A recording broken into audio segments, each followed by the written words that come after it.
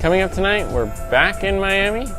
It's time to start over again, and we get a little bit of Razzle Dazzle.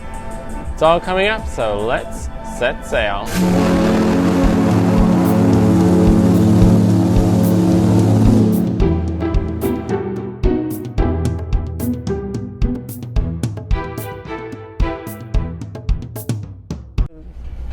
Welcome to day 6 of the cruise view from onboard Virgin Voyages Scarlet Lady. Today was Friday, October 15th, 2021, and it is the 101st episode, so we are starting a whole new century of episodes. And this was not just the start of another 100 episodes, but the start of our second sailing on board Scarlet. So we had our turnaround day, 2-day in Miami, but we'll talk about that more later in the show during the lineup. First, we had a couple top stories to discuss, a few things to refer back to from the last couple days. First one, yesterday we were in Bimini, and didn't mention it yesterday, but when we came back at the end of the night, we had those bonfires, we had that great vibe and energy going after a full day on that beautiful beach club. But looking over the beach club in the distance, Scarlet Lady was kind of dark. You could just see a little bit of light on the top on her funnel, some lines around the top deck. And that was visible from the beach club, but also when we got back to the pier, it was just very dark looking. There wasn't an energy around her like there was over at that beach club. And when we first left Miami, they had something written on the side of the ship. I believe it was 305, I've now been told.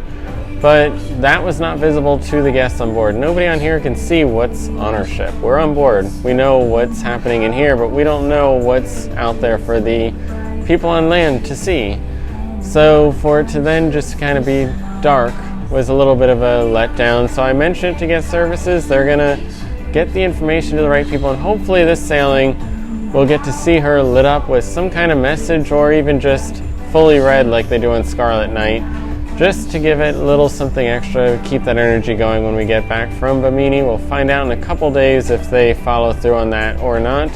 Tonight, ironically, we left Miami, no rain, but there was nothing written on the side of the ship. It was dark out there tonight, so they did not light her tonight, but hopefully in a few days when we go to Bimini, she'll be lit up and we'll be able to see that writing ourselves.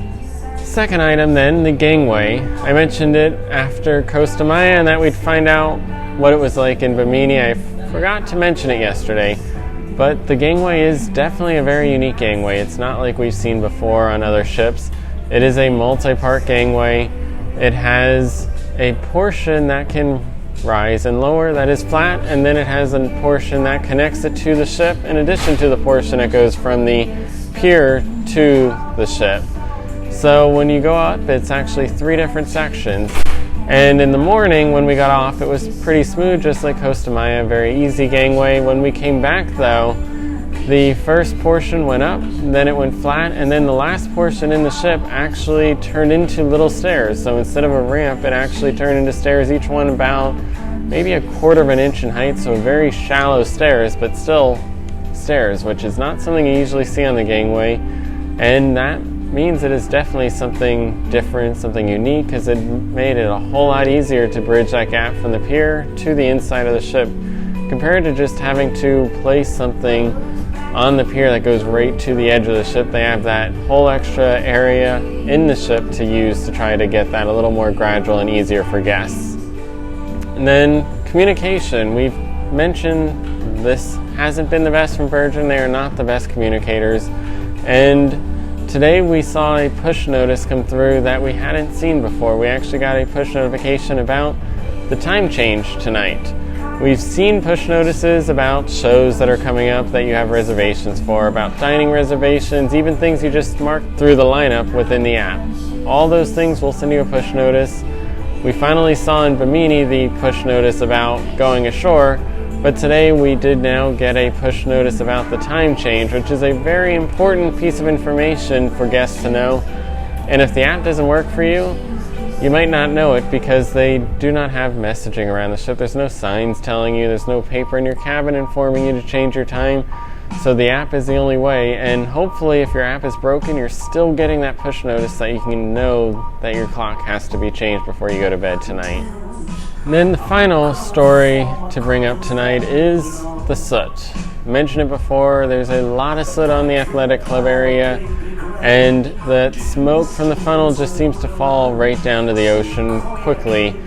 And that seems to be an actual issue with the funnel because of the fact that it's continuing regardless of the conditions around. Whether we're moving or docked, it still seems to happen. And today, as the ship was empty, I was able to walk around, get an idea of what the rest of the ship is like without guests on board, and that meant without towels laid over everything. So I was able to actually see what the furnishings outside on the top deck and the lower decks look like. And the first thing I noticed is the soot issue is way bigger than I originally thought. It's not just the athletic club area and the perch, but it's all over the dockhouse area, which I noticed yesterday. And today I noticed it was also in the area outside the pizzeria and the area by the main entrance by the roundabout. All those furnishings were covered. But even in the pool area, the wellness pool, all those furnishings were covered in soot. On the top deck, deck 16, the furnishings were covered. And even in the cabanas, which are closed up, they're not using it. Don't know if it's because of the soot issue or if it's just not enough demand, but they're not actively cleaning them as well as the furniture that's out in the public areas. So I took a peek in one of those just to see what the actual cabanas were like, and they were covered in soot. Far worse than any of the other items on the ship because all the white areas of straps were just filthy with a gray color to them. They were a mess. So the soot issue is seeming like a pretty big issue because it is destroying all these furnishings. Just a few days ago I mentioned how beautiful this ship was. Everything spotless, everything was freshly painted and clean, no chips, no rust, no scratches of any kind that you could find. And that is still true. She is beautiful and clean, but the soft items are not. The furniture, the cushions, those coverings are just getting destroyed by this soot, and they are not going to last very long with the way that they are getting coated. And unfortunately, it's not just about those furnishings. This is a problem for the guests, for everybody that comes on board, because if you sit on any of those, you get soot all over your clothing, and it doesn't come off easily. I know about the soot, so I'm trying to actively avoid getting dirty by it. Yet tonight, I watched departure from up in the area on the back deck of the galley, as well as down in the dock house, and didn't sit on anything, tried to keep away from anything. And tonight when I went to dinner right after the departure, I suddenly noticed there were black marks all over my arm. No idea how they got there, still there. And yet there's soot on there. They do not come off very easily. You actually need to shower and really scrub them. It doesn't just wipe off. It's not something that you can just blow off like it's dust. It is something that really kind of stains and needs to be scrubbed to get off of you. So that is something that definitely has an effect not only on the cleanliness and the quality and the longevity of the ship, but also on the passengers themselves. So those were the top stories. Moving on to our location, we were in Miami, Florida. We started in Miami. We're back in Miami. We're headed to Miami. Miami is the center of everything with these voyages. For Virgin, that is where their future home base is going to be located, in that brand new terminal they're building right at the end of the pier over by the turning base. And it's going to be beautiful over there. Really unique design compared to the other cruise terminals in Miami. So we had a very early arrival this morning. We were scheduled to be arriving at 6:30. I went to bed about 2:30, 3 o'clock. Could see the beautiful Miami skyline over on the horizon. Looked at the cruise map on my phone through a website, and it seemed like we were awfully close to Miami, but last sailing they got very close and then turned south and just went down to the Keys and came right back up, killed a bit of time. So I was expecting they were going to do that, but instead they actually did come in very early. I had my alarm set for 4 a.m. to try and see the arrival, expecting that we might be entering about 5 a.m. for that 6:30, still a bit earlier than the scheduled time, but expecting it would be that way. And we actually, when I woke up at 4 o'clock, outside the balcony, you could see Terminal G and F sailing on by us. So we're already in Miami down the channel, getting ready to hit that turning basin at 4 a.m. And when we hit that turning basin, it was incredibly smooth. I was surprised. Normally, and even on board Scarlet, when we were pulling into Costa Maya and Bimini, when we were making a turn, you could feel that shaking. The thrusters really shake ships. It's something that they just naturally do. The way they're designed, the way they're integrated into the hull causes that vibration through the ship. But somehow when we made that spin today, it was smooth. There was no movement, no vibration throughout the ship. And even looking at the waters, they seemed pretty clean. It seemed awfully calm and smooth out there and quiet compared to what it normally is like when you're doing that 360 degree or 180 degree spin at a port, especially a very closed in one like Miami. So that was a very smooth, efficient one. I don't know if we had tugs involved or something, because it certainly felt different than a normal turn in that basin. And 10 minutes later, by 4:10, we were already done turning.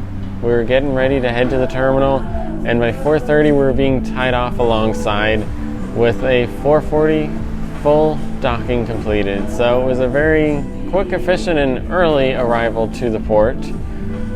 Tonight then, we were scheduled to leave at 7. At 7:10 the gangway was finally removed from the side of the ship. At 7:15 the horn blew, and I'm going to assume we were lowering lines at that time, and that was related to why the horn blew, that we're starting up some propellers that needed to notify other vessels in the area.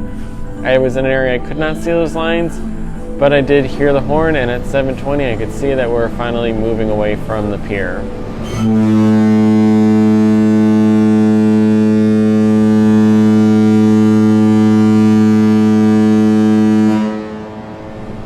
Once again, it took about 15 minutes to head down that stretch of all the terminals. About 7:35, we finally cleared the area of all the terminals. And just 10 minutes later, about 7:45, we really picked up speed during that time and blew the horn a whole lot as we made our way out to the open seas.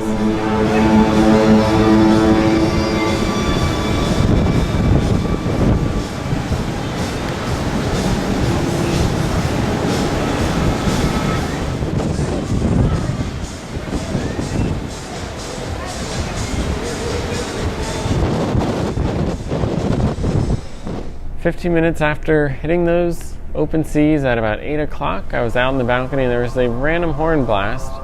Not sure what triggered it because we weren't near anything at that time, and we immediately went into a turn maneuver and came to a stop. I'm guessing we let the pilot off at that time, but blowing the horn is not something that you traditionally hear just before letting the pilot off the ship. So then, ship spotting. We saw several ships last night. Today though, there was just one ship in port, the Freedom of the Seas, and just like with the Independence Lee, she was all the way down at the end. She made her turn in the morning, so she was positioned to leave, and she left late. This morning she was scheduled to arrive at 6 o'clock, so she should have been in before us, but she actually came in after us and made that move past us to spin. Tonight she was supposed to leave at 6 p.m. as well. And at 6:30 there was a cargo ship coming into the port, turned sideways, completely blocking the channel to head off to the side portion. And I don't know if that delayed her. It certainly seemed like she could have tried to beat it out of the port in time, but she did not leave until 6:50 once all that was cleared up and there was space for her to leave.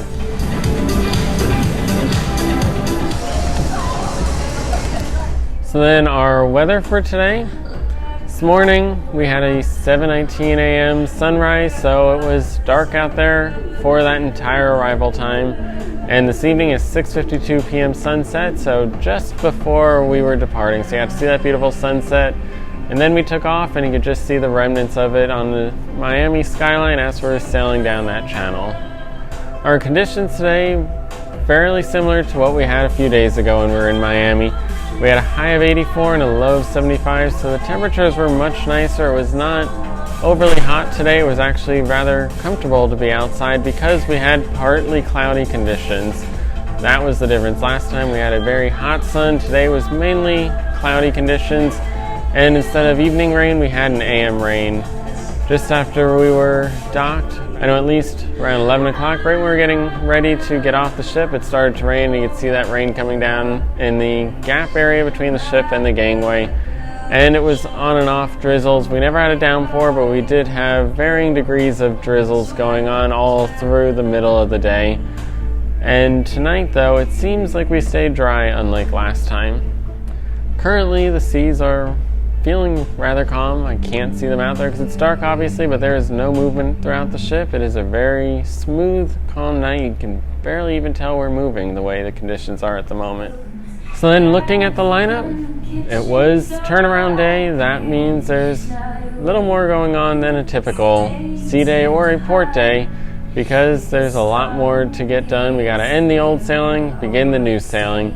And this morning, started the day off with Razzle Dazzle. Did a 9:15 breakfast. First breakfast reservation we've done of this sailing. And it was turnaround day, so there's a chance that it could have been a little more chaotic, but we do know we are at a very low capacity, so I thought it was safe. All passengers were supposed to be off by 11. 10:45 was the final departure group that people could select, so I thought 9:15, and we were supposed to meet for a back-to-back group at 10:30 would give us a good amount of time. It was not crowded in Razzle Dazzle this morning. That's very good, because it always is a madhouse when you try to go to the main dining room on a departure day, or even the buffet on departure days, it seems. But without that crowd, there was still probably the worst meal that we've had on this ship. We started the sailing in the galley, very confusing, slow, disappointing meal, and unfortunately we ended the sailing the exact same way with a breakfast in Razzle Dazzle. That was very slow, confusing, and disappointing. The service was incredibly slow despite not many people being in there, and it seemed like it was a struggle to try and get anyone to wait on us, to get things taken care of that we needed, to get items that we wanted, and they seemed to be running out of food. There were items that were completely unavailable, and there were others that took forever to come out. They were supposed to bring out a watermelon-like starter before the rest of the items, and we waited about 30 to 40 minutes from the time we ordered until we got food, and then that item did not come out until the end of the meal because it was delayed. So it definitely seemed like there was something off. Either the ingredients were missing because we're at the end of the voyage, or people just weren't prepared to make the stuff. But it was a very long breakfast. It took us from 9:15 until 10:30 to actually get through that breakfast, which is longer than some of the dinners that we've had, and definitely longer than you'd expect for a breakfast service. So while we're sitting in Razzle Dazzle, one of the things that happened that was a little unusual was at 10:15 the captain came over the intercom system to make an announcement to bid his farewell to all the passengers. He informed everybody of how the process to depart works, setting up a schedule in the app, going through the process for border patrol and what you need, what you're allowed to bring off the ship, what you can't, and the time that you need to be off by, which he listed as 10:30 despite the app actually giving the option of a 10:30 and a 10:45 time slot to depart the ship. But he gave that message at 10:30 when nobody should have been on board anymore, so it was a very odd thing because it was a farewell to the passengers who were no longer supposed to be on board, and anyone that was hearing it was technically not following the rules and the guidelines of what they were supposed to be doing at that time. So it was a very unusual message, and seemed a little odd for a policy of no messaging and then you interrupt with a message that really doesn't serve a purpose for it. So hopefully in the future they'll give that, if they're going to interrupt, they'll give that the night before when that information is a little more valuable, or at least do it early enough in the morning where the passengers are on board to hear that message. I know on other ships we've often heard a message from the captain come through, usually in the time period between when the self-checkout is going on and people are taking themselves off the ship with their bags, and when the time slots to depart are. Usually in that gap we often will hear, so it's while we're eating breakfast to get ready to leave, where today it was when everybody should have been off already. For us though, when we finished that breakfast, it was then time to start going through that back-to-back process. We went straight down to On the Rocks, right at the bottom of the roundabout, deck number 6, and that was where we met for that back-to-back departure group. We got checked in. We were supposed to leave at 10:30 and expected to be back on the ship by 11 o'clock.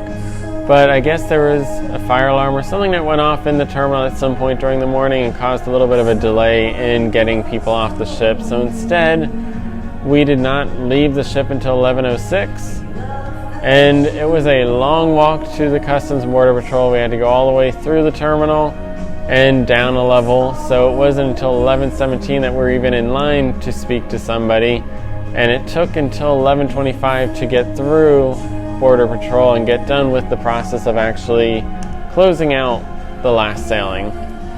From there, we were then told ahead of time that we had two choices. We could stay with the ship, stay contained within the bubble and considered a part of this ship and on board, or we could go ashore and see something in Miami. But if we went ashore, we needed to go through the process to get back on board like every other passenger waiting for those groups, and we'd need to go through the testing process again. If we stayed within the bubble of the ship, though, we did not need to be retested. So once we actually got through Border Patrol, it was kind of odd. We were in the terminal where we got the testing done, but at the table where they gave the pink bands out, they actually gave us a blue band out instead. So the pink ones meant you got tested and you're waiting on your results. Blue one meant that you are a back-to-back, you are exempt from the testing requirement. Once we had that wristband, though, just like before, we had to go out, go down to the street, go through all of the areas where the luggage is being unloaded by people, because it was 11 o'clock. At some reason, it was actually pretty crazy out there. A lot of people out there ready, waiting to try to get on the ship.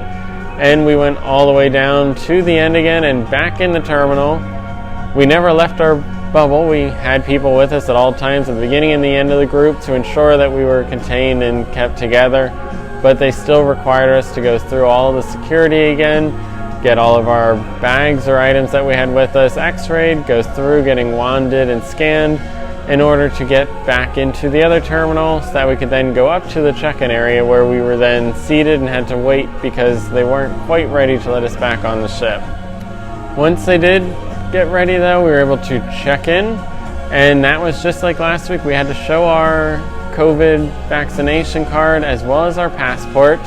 There was some confusion there because in our letter they only said the passport, so we did not have our vaccination card with us. We kept it in the safe where it was safe because it was not requested that we bring it with us at all.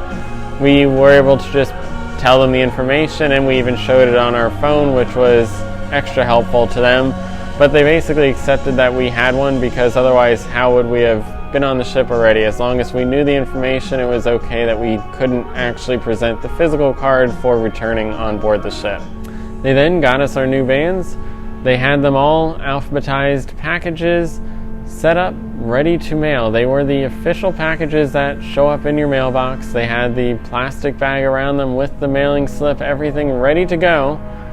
But for some reason they were not mailed out. I don't know if they intentionally pulled a subset that were back-to-back in order to have them in the pier, or if they did not mail all of them out. I know I never saw any kind of notice about a package arriving, so I don't know that I got the ones from last week or the ones this week. I obviously didn't get because I saw the package today, but I'm curious if a package existed last week, because as soon as they grabbed our package, somebody came over and said not to bother using them, that they were going to use the generic ones for everybody. I don't know if it was to save some time, but luckily our person didn't see the logic in that, because we had already opened the box, taken the plastic bag out, ripped open the cardboard box, and had the bands out, got rid of the luggage tags that weren't needed, and there was not a reason to use generic ones when we physically were holding the ones with our names, even though we were actually given that direction at that time.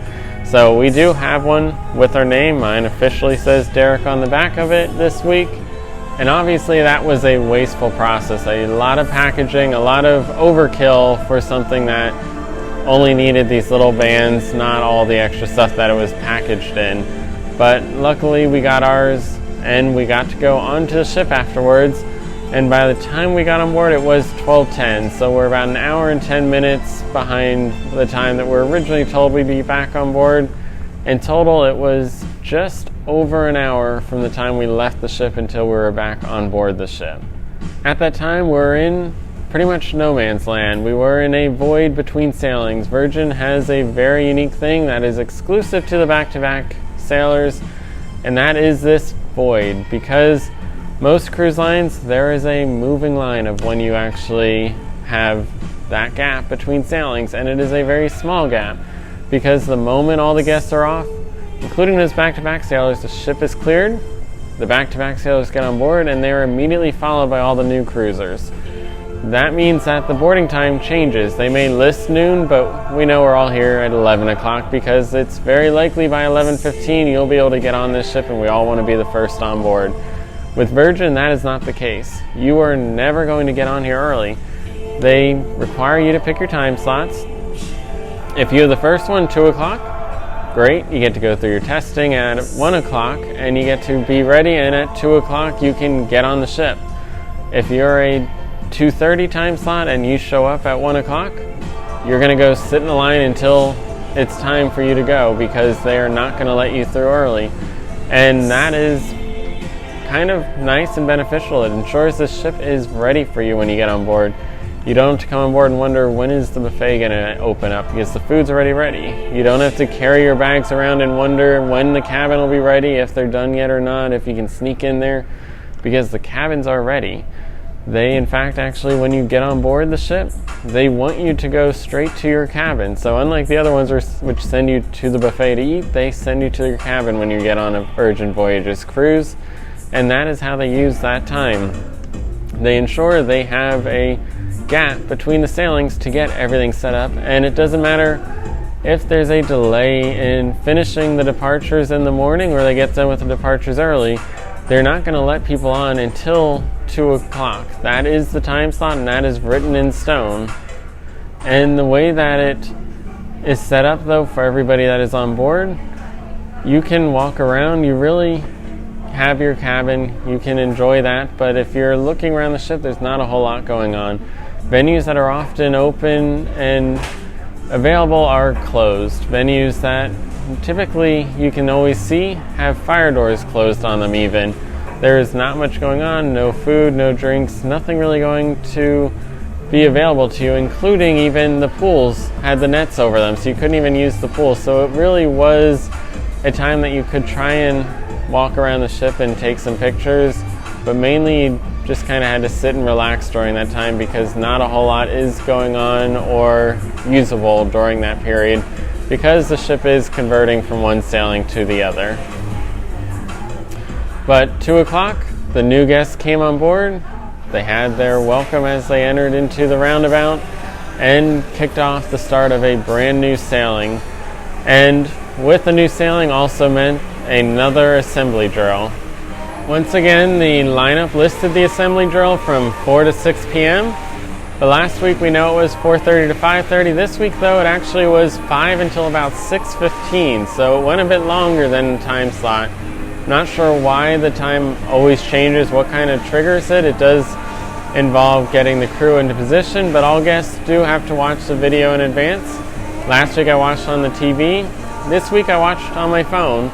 And unlike the television, you can't identify who watched it. So I watched it on my phone. I was able to mark off that I watched it, but I could not mark anyone else.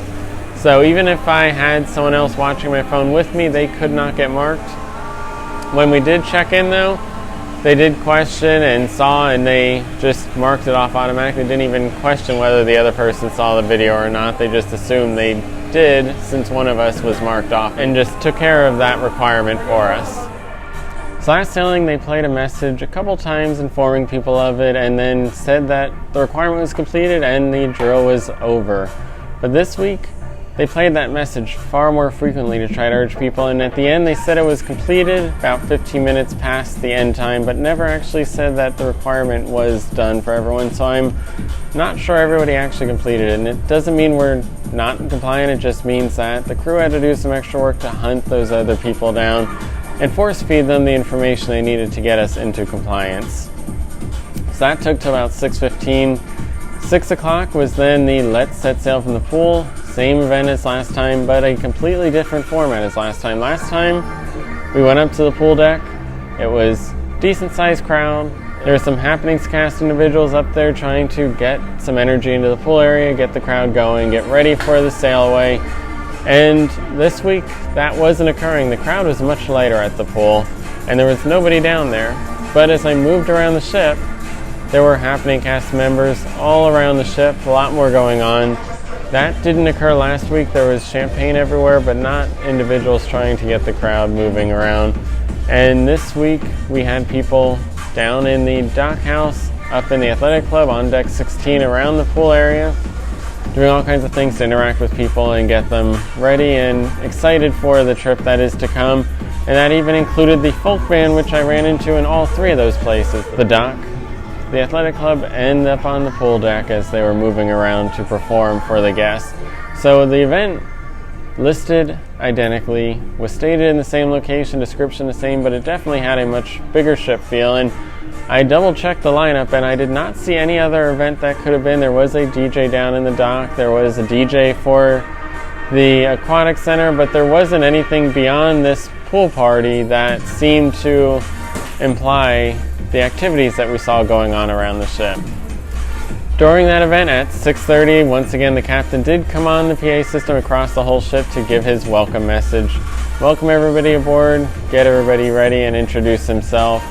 So we got to hear from him twice today, and those were the only two kinds of messages we saw from him all last sailing, so we probably won't hear from him again until the last day. But that is one of the things I kind of wish there was a little more visibility of the captain on the ship, because you never saw him all last sailing, and I might have actually seen him because I know he's been around the ship. I've seen on Instagram some of his photos. We know he's traveling around the ship, and he is in different places, but we never actually truly see him. And the uniforms on Virgin Voyages definitely don't give that obvious captain look. They are much more subtle and more natural uniforms. They look more casual and comfortable, so it's hard to sometimes identify just how high or low an individual might be based on their uniform. So 6:30 was that announcement, 7 o'clock was the departure, and then 8 o'clock I did have dinner at Razzle Dazzle, the same place that I had breakfast this morning. Went there for dinner this evening. Took until a little after 9 o'clock to do that hour-long, quickest dinner that we've had so far this sailing. And from there I went to the athletic club to see the Phantom Folktales once again. Saw them down in the dock house last sailing. Seen them doing events all around the ship, roaming events over on the beach club. But tonight was in the athletic club and it had a different vibe than the other ones. It's a much bigger venue, it was outdoors, and it took on a much more concert-like feel. They had a much more structured setup and presentation versus the roaming, more visual presentation that we saw in the dock house the other day. So if you see this one on the lineup and you see the dock house one, you can go to them both. They're both enjoyable. They do have a lot of songs. They do switch it up a little bit, even if it is the same music. It has a different vibe and feel to it just because the venue change completely changes the feel of the event. And then after that, I left a few minutes early because 10 o'clock I then had to get to the Red Room for the Untitled Dance Show Party Thing. Same event we had last week. Last week I was up on the top level and watched it from looking down. This week I was actually on the floor level among the entire crowd, watching it right from by the stage. And that definitely had a different feel from it. It's much more in your face, and those lights, rather than seeing the lights shining, you actually feel like the lights are shining on you. It's just like you're actually on the stage. You get blinded by those lights a lot of the times. So it gives it a whole other level of energy and excitement that you don't get from watching above, as you are a part of it and really on the stage for the entire performance. The other thing about being down low is you can see just how much of a workout it is. They were covered in sweat by the end. It was non-stop dancing and movement for them for an entire hour with that performance. And today's was slightly different than the last one. When it got to the end, they ran the credits and the show came to an end. Last week it was a little bit weird. After the credits, there was a secondary show with the doctor performing a couple additional songs and singing. Today that did not occur. I'm not sure if that's a normal part of the show, if that was something that had to be cut today because of a conflict, or if that was something special added to last week's show. But it was something that occurred last week that did not occur during this week's show, and since I knew it, I immediately noticed that something was missing. For people watching, it actually was probably a much smoother and more natural close to the show than what we had last week. Following that show, down in the Red Room, I went back all the way across and up the ship just to take a peek at the PJ party under the stars up in the athletic club. Didn't stick around for it, but I did want to stop in to see how it compared to last week. We had no rain, nice weather, nice conditions out there, so got a nice, much larger crowd than last week. And looking around, it seemed like it was probably about 60% of the guests that actually showed up in their pajamas, so that's a pretty decent result for an event like that. So that was 11 p.m. There was DJ up there performing, there's a band in the roundabout, and of course, DJ in the Manors. There's music from front to back of the ship going on tonight. So it's a nice night to kick off the second sailing. And tonight, 2 a.m., once again, the times change. We gain an extra hour of sleep, so you can really enjoy this first night of the second sailing on board before we hit a sea day tomorrow. So that was the lineup for the day, all the events. It was a busier day than usual, a lot more going on than we've seen so far in this sailing, just because of all the back-to-back turnaround day events that had to occur.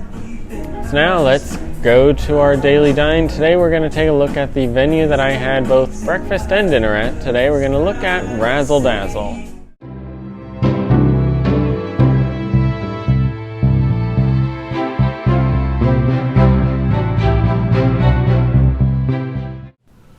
One of the most unique dining venues on board is Razzle Dazzle.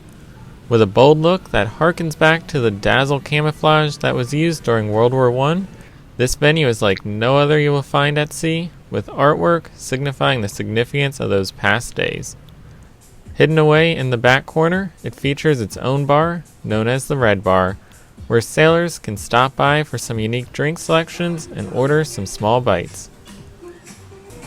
With the signature look that is one of the most recognized aspects of Scarlet Lady, the venue is one that all sailors want to visit. With a vegetarian-forward approach to food, you'll find some unique and healthy dishes. You'll also find some choices to be a bit naughty as well. No matter what you order, it'll be sure to impress in its appearance and quality with locally sourced ingredients. That is why it has some of the longest operating hours, with a breakfast service available in the mornings, featuring a variety of starters such as avocado toast and watermelon, bakery items, unique egg creations, and sweet-ish dishes. The dinner menu continues the unique Instagrammable dishes with a set of healthy starters, unique mains, and an expanded collection of naughty dishes that allow you to ignore the calories for just a moment. The signature desserts round the meal out, with the popular milk and cookies taking a new twist on the old classic. In addition to those offerings, a lunch period combines many of the items from the breakfast menu with a collection of items from the dinner menu, creating a blended menu to meet whichever mood you're feeling. So if you're looking for something a little bit different and certainly healthy, Razzle Dazzle is the place to be. So Razzle Dazzle is a little bit interesting. It's not quite as unusual as Test Kitchen, but it is not traditional food. It has a little bit of that visual effort of Test Kitchen, but it is more of a traditional menu selection. So it's a little more casual and traditional with just a slight twist on it, and it is definitely picture worthy. A lot of the menu items are done just differently enough to make them worthy of taking that picture, whether it be what I had tonight with black and white bow tie stripes, or taking churros and stacking them as a Django box.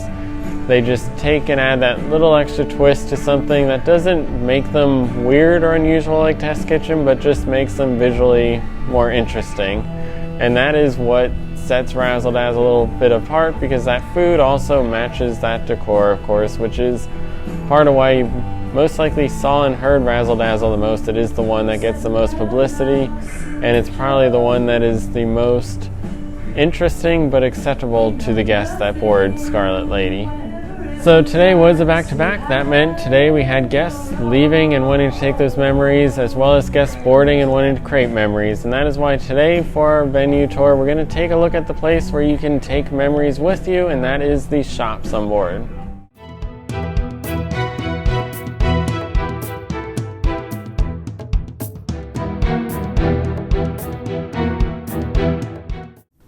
High-end shopping has become the latest trend for cruise lines, and Virgin Voyages is no exception. On board Scarlet Lady, there is an entire area on Deck 6 after the roundabout that is dedicated to it. Known as High Street, this H-shaped area features a variety of shops with everything from jewelry to clothing. The most important shop for most sailors, though, would be the VV brand store, where they can pick up their favorite Virgin Voyages and Scarlet Lady branded items. Moving forward into the actual roundabout, you'll find a few more shops, including the Booty Free shop, offering the variety of duty-free alcohol offerings that sailors have come to expect on board. So the shops on board are only available when we are sailing at sea. That means not any time we are docked, and that is why last week we of course had that issue with trying to get items at the very end. So it's important to visit the shops early and often, because you never know when something might sell out or the shop simply is not going to be open anymore. So be sure to visit them and pick up anything you want throughout the voyage. So that about does it for today. This is the 101st episode of the Cruise View and the start of the 13th sailing that we've covered so far. So been a long journey and we are only getting started on this one. So be sure to come back tomorrow to see everything that's going on, because we have a sea day coming up. And as always, I'm Picone. Thanks for watching. Stay tuned for the links.